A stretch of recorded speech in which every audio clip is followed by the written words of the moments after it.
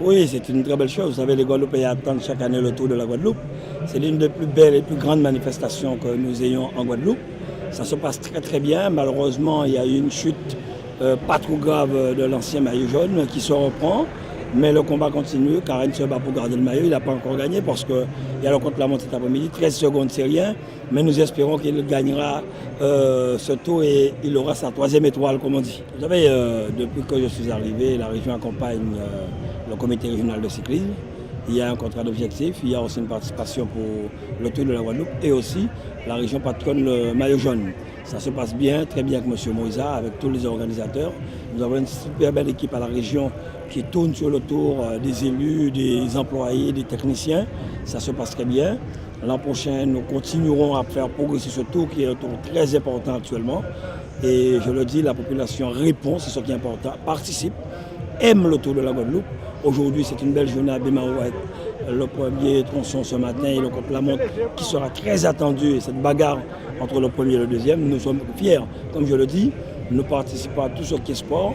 Et j'aurais souhaité aussi que tous nos partenaires, comité régional de cyclisme, football, basket, puissent vraiment rendre l'appareil. Car aujourd'hui, ils peuvent dire que la région est à leur côté. Nous sommes le partenaire exclusif. C'est nous qui finançons le maximum tous les comités dans toutes les manifestations. Voilà, et ça se passe bien aujourd'hui. L'intérêt du sport guadeloupéen, l'intérêt de la Guadeloupe, de l'intérêt culturel, sportif de la Guadeloupe, pour nous, c'est la chose la plus importante. Oui, on a pour la Coupe du Monde, pour le départ du Tour, mais nous allons encore plus loin. On essaie de mettre en place d'autres activités. Nous avons lancé un appel à projet pour voir comment aménager et faire vivre ce vélodrome qui est là depuis des années, mais je pense que ça ira au fur et à mesure. On a l'espoir, on a bon espoir de faire vraiment fonctionner ce vélodrome. Ça se passe très bien depuis le début du tour vendredi dernier, tout se passe bien. On a l'habitude c'est pas notre premier coup d'essai, on est sur le tour depuis maintenant une dizaine d'années, on fait les tours. Toute la saison on est présent sur les courses du dimanche, donc ce qui fait que sur le tour de la Guadeloupe, c'est comme une chanson d'amour. Oui, on essaie d'apporter un plus déjà par rapport à ce qui existe sur la bande audio. On est sur le début de la course 30 minutes avant le départ, l'avant-tour, les causeries du tour où les coureurs nous fassent des petites confidences.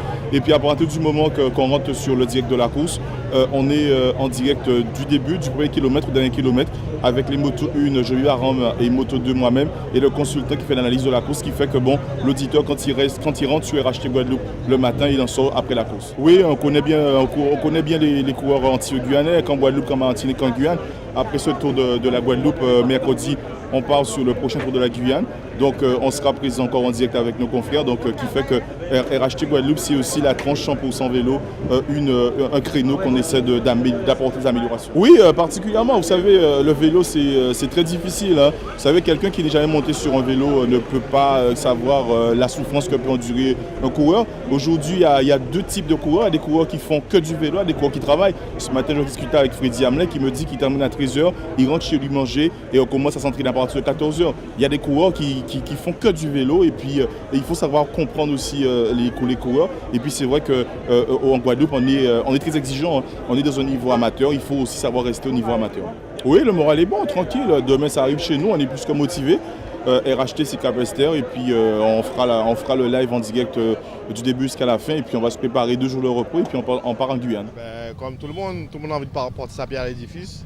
Le Tour de la Guadeloupe, c'est une belle fête, c'est une fête de communion. Donc si on peut apporter son petit clin d'œil, entre guillemets mon œil, pour apporter quelque chose à cette belle fête, je suis content et c'est une des fiertés de ma profession. Non mais il y a 10 millions d'images sur le Tour de la Guadeloupe. Il y a 10 millions d'images, images d'amour, images de partage, images de convivialité.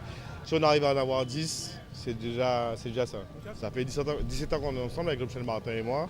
Donc je ne veux pas d'autres motards, nous sommes complices, nous sommes frères, nous sommes amis, nous sommes mariés, femmes, nous sommes un couple qui tient. Le motard, c'est la sécurité avant tout.